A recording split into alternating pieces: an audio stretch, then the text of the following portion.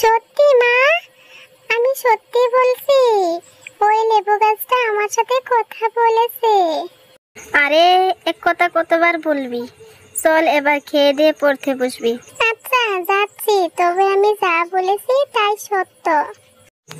আচ্ছা, আমি সব কথা বিশ্বাস করেছি। আর কথা না বলে তাড়াতাড়ি চল তো, খেয়ে দিয়ে পড়তে বসবি। জরিনার কথাই মইনা ভাত খেতে লাগলো।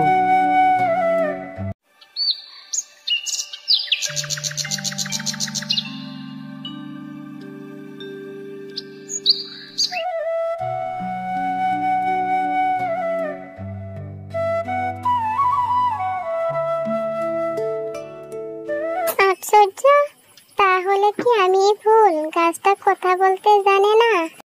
না ময়না, তুমি ভুল নও। আমি কথা বলতে জানি, তবে সবার সামনে আমি কথা বলি না। আরে এই তো, গাছটা আবার কথা বলছে। কিন্তু তুমি আমার সাথে কথা বলছো কিভাবে? কারণ একমাত্র তুমি আমাকে মুক্ত করতে পারবে। মুক্ত? কিন্তু তুমি তো একটা লেবু গাছ, তোমাকে আমি কি করে মুক্ত করব? আসলে আমি এক পরী, শয়তান এক জাদুকর আমাকে লেবু গাছের মধ্যে আটকে রেখেছিল। একদিন তোমার বাবা জঙ্গল থেকে কাঠ পাতা কুড়িয়ে আনার সময় আমাকেও নিয়ে এসেছিল। কালক্রমে তোমাদের উঠোনে বীজ থেকে এই গাছ বেরিয়েছে। কি বলছো তুমি? হ্যাঁ ময়না, আমি সত্যি কথা বলছি। তোমার জন্য আমার খুব কষ্ট হচ্ছে। আমায় বলো, কি করে তোমাকে মুক্ত করব? তোমাদের বাড়ির পশ্চিমে যে জঙ্গলটা আছে, সেখানে এক পুকুর আছে।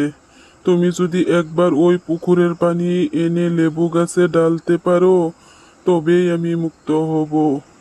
বেশ, তুমি চিন্তা করো না, আমি এক্ষুনি যাচ্ছি। তবে সাবধান, সূর্য ডুবার আগে যা করার করতে হবে। এখনো তো অনেক সময় আছে, তুমি চিন্তা করো না, আমি এক্ষুনি যাচ্ছি।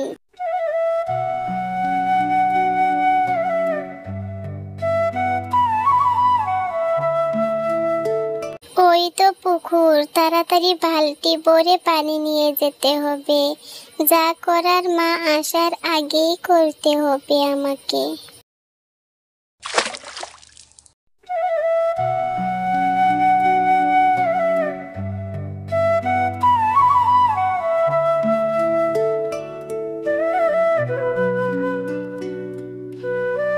তুমি এসেছো ময়না? তুমি চিন্তা করো না, এখনই তুমি মুক্ত হয়ে যাবে।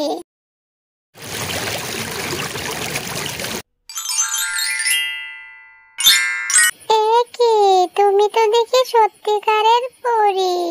হ্যাঁ ময়না, তোমাকে অনেক ধন্যবাদ। আজ তোমার কারণেই আমি মুক্ত হতে পারলাম। আমি আর তেমন কি করেছি? সেই তুমি যাই বলো, আমি তোমার কারণেই মুক্ত হয়েছি। তাই আমি তোমাকে কিছু উপহার দিতে চাই। বলো কি চাও তুমি? উপহার? না না, আমার কোনো উপহার চাই না।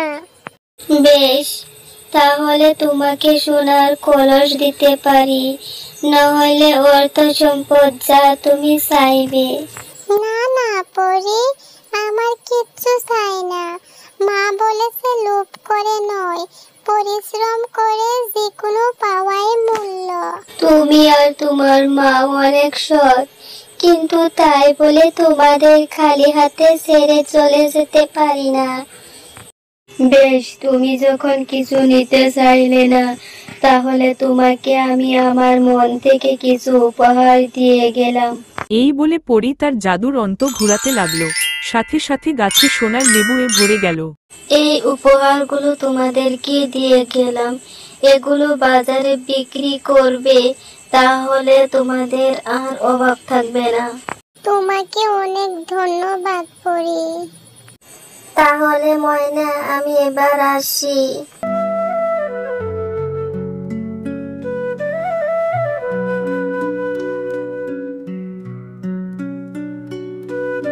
সে কি মা, কি বলছিস তুই? বিশ্বাস না হলে নিজে তাকিয়ে দেখো, লেবু গাছে কতগুলো সোনার লেবু হয়েছে। আরে তাই তো, আমার ভাবতেই তো অবাক লাগছে। হ্যাঁ মা, কাল থেকে তোমার আর কাজে যেতে হবে না। এতদিন পর উপরওয়ালা তাহলে আমাদের দিকে মুখ তুলে চাইলো।